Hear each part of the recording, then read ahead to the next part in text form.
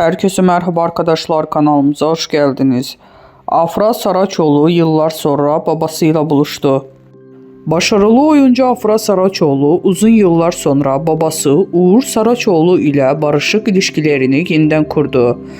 Babasıyla yıllar sonra bir araya gelmesi geçtiğimiz yıl magazin dünyasında geniş yankı uyandırmıştı.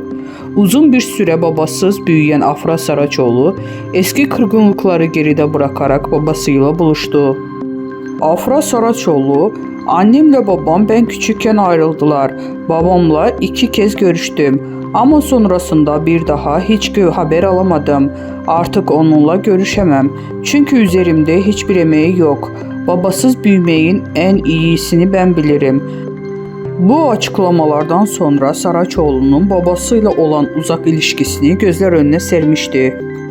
Ancak geçtiğimiz yıllarda Amerika ziyaretinde Afra Saraçoğlu babasıyla bir araya gelerek uzun bir aradan sonra sosyal medya üzerinden birlikte çektirdikleri fotoğrafı paylaştı.